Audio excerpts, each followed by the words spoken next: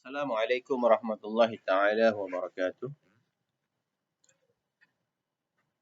Ajaran sesat.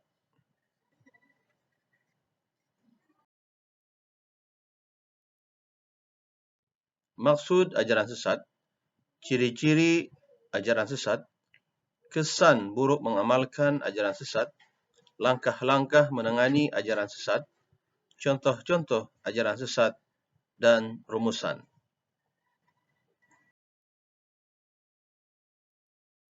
Maksud ajaran sesat. Ajaran sesat ialah ajaran atau amalan yang didakwa sebagai ajaran Islam tetapi hakikatnya bercanggah dengan Al-Quran dan As-Sunnah.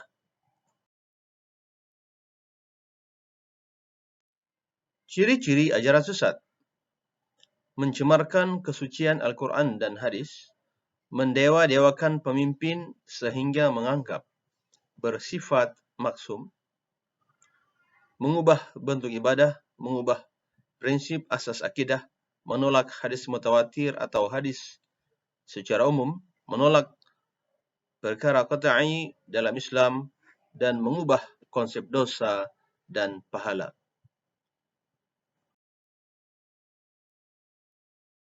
Buruk mengamalkan ajaran sesat pada individu menyebabkan kerosakan akidah, batal iman, masa terbuang dengan aktiviti yang tidak sihat dan bertentangan dengan Islam, minda dan pemikiran tertutup, kehidupan tidak stabil sehingga mengabaikan tanggungjawab, dan tindakan dan kelakuan menjadi tidak rasional.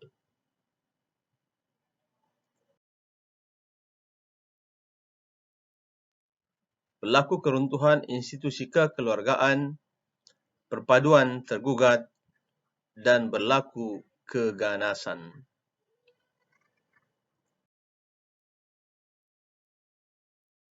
Akan menjadi mundur dan tidak stabil.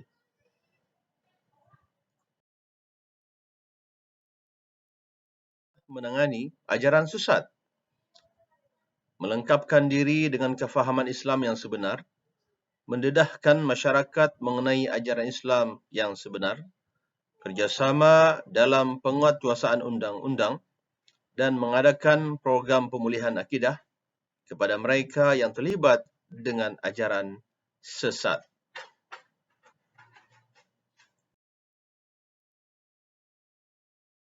Contoh-contoh ajaran sesat: Qadiani oleh Mirza Ghulam Ahmad, Bahai Husin Ali Al-Mazandari, Taslim Haji Muhammad Syafi'i.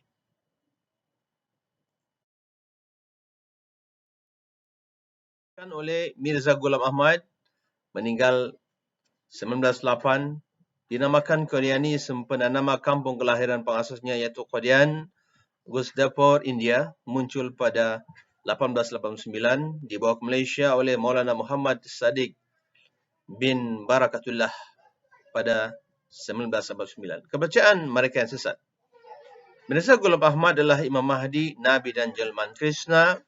Allah menurunkan kepada Mirza Ghulam Ahmad sebuah kitab suci yang bernama At-Tazkirah. Mirza Ghulam Ahmad mempunyai sejuta jenis mukjizat, menghapuskan jihad, mengubah ayat Al-Quran, antaranya ayat 6 surah As-Saf, ayat 52 surah Al-Hajj, ayat 1 surah Al-Qadr. Malaikat adalah panca indera Tuhan. Qadian adalah tanah suci dan tempat menunaikan haji. Nabi Isa meninggal dunia dan dikuburkan di Srinagar, India, dan menganggap semua kafir selain penganut Qadiani. Bahai diasaskan oleh Husin Ali Al-Mazandarani, meninggal 1892. Dinamakan Bahai sempena gelaran pengasasnya Bahaullah. Lanjutan ajaran Al-Babiyyah oleh Muhammad Ash-Shirazi, meninggal 1850, muncul di Iran pada 1847. Dibawa ke Malaysia oleh Yan Ki Leong pada 1553. Kepercayaan mereka yang sesat: Pengasas baik adalah jelmaan Tuhan. Semua agama sama dan digabungkan menjadi bahai. Alam ini kekal baqa, Nabi sama jadi salib, mengagungkan kod 19, menolak kepercayaan mukjizat, malaikat syurga dan neraka, memansuhkan ajaran Islam, menganggap ACRE di Palestin sebagai kiblat baru, ubah ibadah puasa 19 hari, solat 9 rakaat, 3 kali sehari, uduk dengan air mawar atau diganti dengan bacaan Bismillahirrahmanirrahim. Ke-10, menghapuskan jihad. Muslim diasaskan oleh Haji Muhammad bin Syafi'i yang dikenali sebagai Haji Muhammad Matahari pada 1870-an di Kampung Seronok Bain Lepas Pulau Pinang. Ajaran sesat tertua di Malaysia ada persamaan dengan kepercayaan Syiah Ismailiyah Batiniyah. Kepercayaan mereka yang sesat. Percaya diri batin manusia adalah Allah dan diri zahir manusia ialah Nur Muhammad. Alam bersifat qadim, mentafsir ayat-ayat Al-Quran mengikut nafsu, mengharuskan zina melalui nikah batin, menolak kewujudan hari kiamat, syurga dan neraka, solat secara niat tanpa rukun qauli dan rukun fa'li, dan menganggap Haji Muhammad matahari maksum. Kita wajiblah memupuk rasa kasih sayang sesama kita untuk membentuk umat yang kuat dan disegani. Kita wajiblah menuntut ilmu fardu ain untuk memantapkan akidah serta mengelakkan daripada terpengaruh dengan ajaran sesat.